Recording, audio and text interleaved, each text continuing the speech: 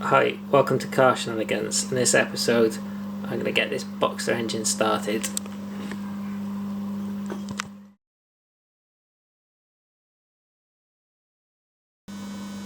The engine's back together to the point where I'm ready to start it up.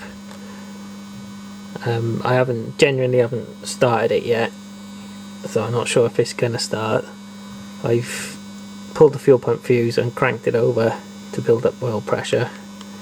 So now I'm ready to fire it up. I'm expecting it's going to sound pretty rough because the power steering pump will be dry and the engine might be a little bit clattery until the oil properly circulates around. So let's see if it goes.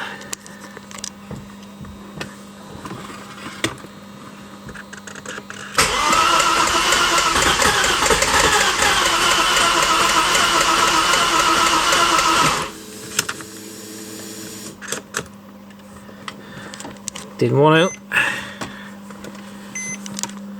So I tested the outputs for the coil packs and the injectors and they're all working. So I've done an event log where I crank it over and it records what's happening. So the top one is the crank position. Now the second one down, crank angle. See the signal's broken there. So I think this is probably why it's not starting. This is my crank sensor plug. I think the issue is pretty obvious there. I've got a broken wire. Looks like they've been probed. You see the insulation's broken. I haven't done that, so it must have been somebody who's had the Audi maybe had an issue at some point and was checking stuff. So it should be an easy fix. So I think I fixed the crank sensor issue, so I'm going to try and start it again.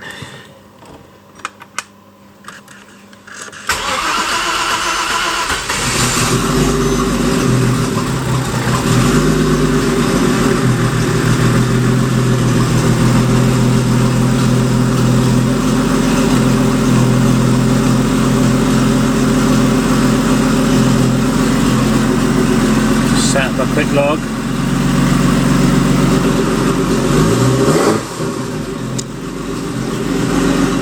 I've just taken this silicone hose off just to reposition it slightly.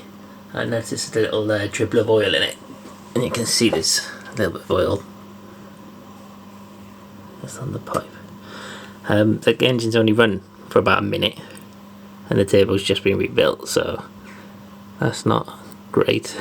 So I'm thinking maybe my oil return's the problem. You can see it's a bit sort of kinked, it's under tension and twisted. That's because I want to reuse the standard one. So I'm thinking before I drive this car, I'm going to drain the oil, take that off, and I'll either cut out that flexi and just run a pipe over the top with Jubilee clips, or I'll sort of reposition it and re-weld it. So I replaced the hose on the oil feed. I'm not convinced there was an issue with it really. Whilst it looked kinked, it's a PTFE focus. It's a PTFE hose with a spring in it, so I don't think it would fold up on itself. So I don't know if that's going to explain my issue with the turbo leaking oil. I was sat in the car thinking it's running really nice, and now I've suddenly noticed all this smoke coming out of it. It's not good. I hope it's not an issue with the turbos. So taking the boost pipe off, nice and clear inside that one. Done the same on this pipe now. We got oil.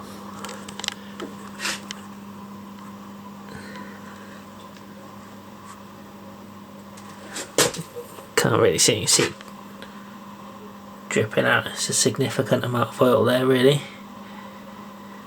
considering it's barely run. So my exhaust banks are completely separate, so they don't merge. So I'm going to start it up again, recording the exhaust, and see if the smoke's coming out of one side or the other side.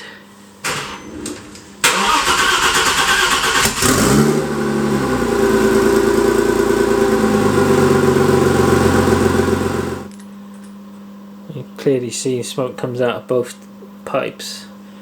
I think the problem with my turbos leaking oil might have been the crankcase pressure. So I've disconnected the breather that runs into the catch can. I just had it hanging loose by there for now. So that's coming straight from the engine. And I'm feeling the vacuum coming off that, and it's pulsing.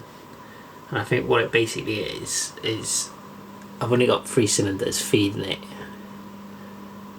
because the exhaust is separated each bank is separate, and I don't think that's enough flow on the 2.5 inch exhaust system. It's not pulling a vacuum, it's sort of pulsing, and if anything it might be pressurising the crankcase rather than drawing a vacuum on it, which I think might have been what was forcing oil past the turbos.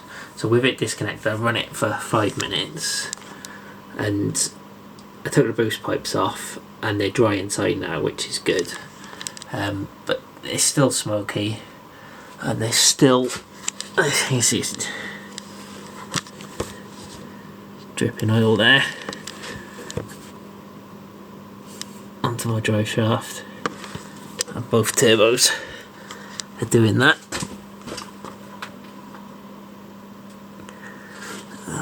So I'm thinking that's just gonna burn off with a drive, hoping.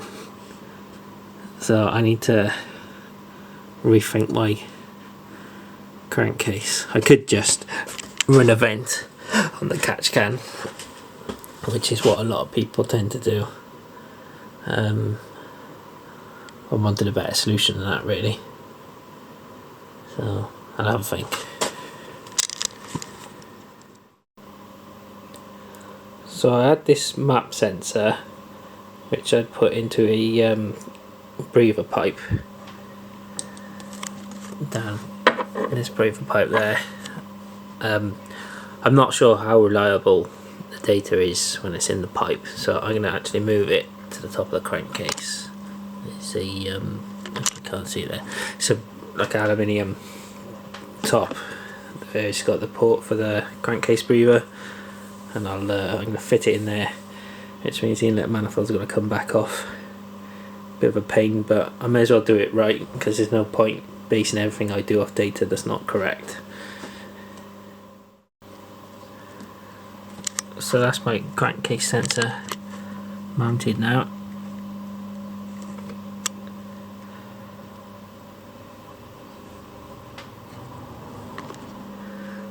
So this venturi inside my exhaust didn't work out. Wasn't pulling decent enough crankcase vacuum, and the turbos were smoking. So I've decided to ditch it. I think it needed to be placed right at the tailpipe for it to work. My exhaust isn't ideal because it's got it's switchable, so you've got differences in the flow, and I just don't think it's going to pan out for me. So I've ditched that. I've got one of these. They're secondary air injection pumps. They're off that Cayenne V8 there, and basically if you spin them backwards rather than pumping air in, it will pull a vacuum. So the plan is to run one of those and see how that pans out. So I've connected one up, and it's pulling 50 millibar of vacuum, which is 2 inches. It's not as much as I was expecting, to be honest, but when you pull the oil cap off, it's really sucking it down. so I think it's gonna work out. So I've mounted another one because I've got a few in there.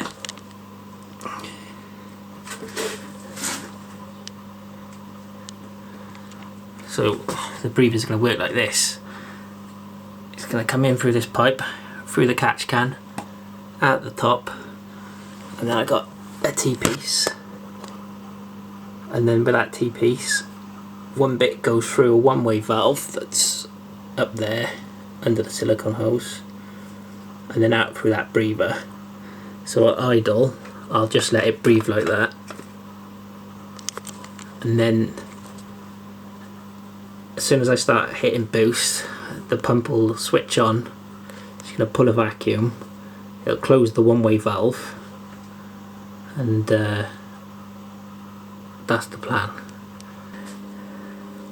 The reason I want to draw a vacuum on my crankcase is to improve piston ring seal, which should help for power when I'm running a lot of boost, and help try and stop oil leaks. Before they were vented back into the inlet pre-turbo, so it would have been those pipes, but you end up with sludge inside your boost pipes, and you'll also lower the octane as it gets drawn into the cylinders. So I want to just draw it out with the electric pump.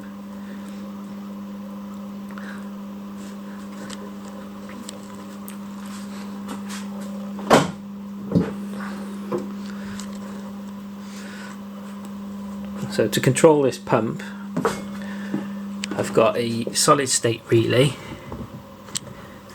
is this, and then it's going to be controlled by PWM output on my ECU, so I can have variable speed.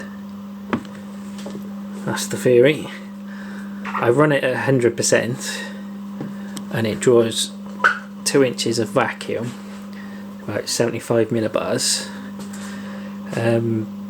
It's not as much as I expected, to be honest, but when you undo the oil cap when it's running, you've probably got to pull it up. It's about half a kilo of force sucking it down.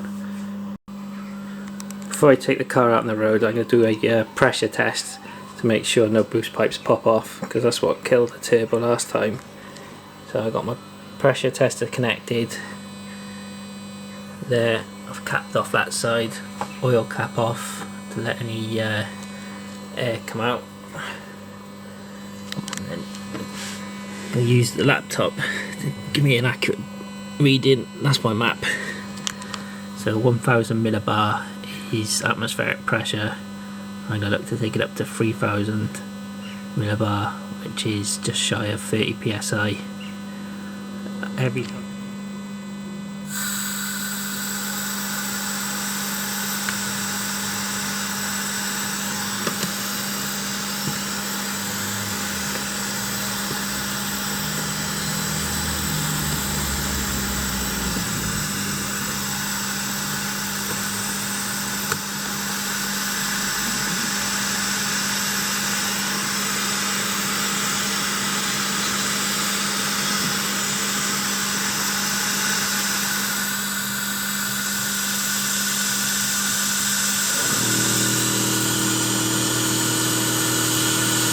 I can hear air leaks.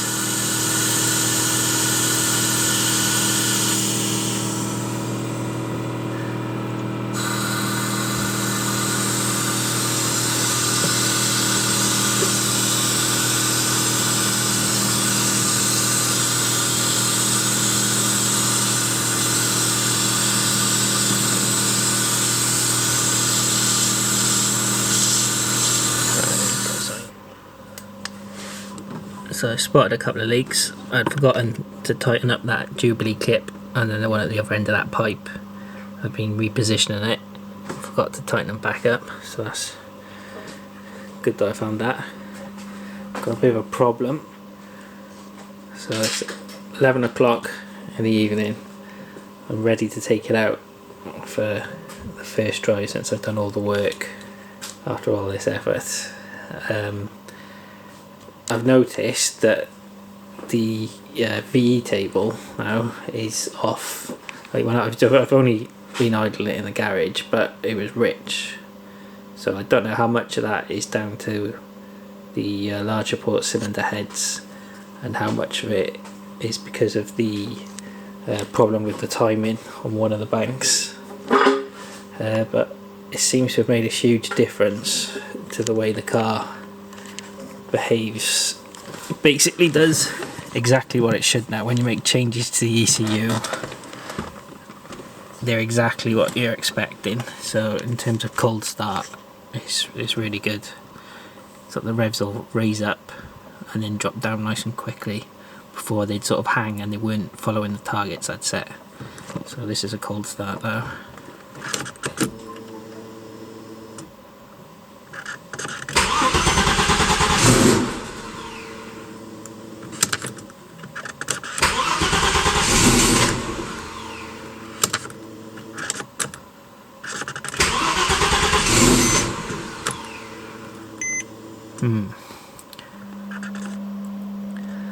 So it's 12 o'clock in the evening the next day. Just got back after breaking down. It's not gone brilliant. With the engine not starting very well the other day, I'm not sure what that was because it had been fine before. So I got it to start and I was revving it and sort of warming it up, and then afterwards it was starting fine on the key. After it cooled back down, it was alright again, but I was never completely convinced it was 100%.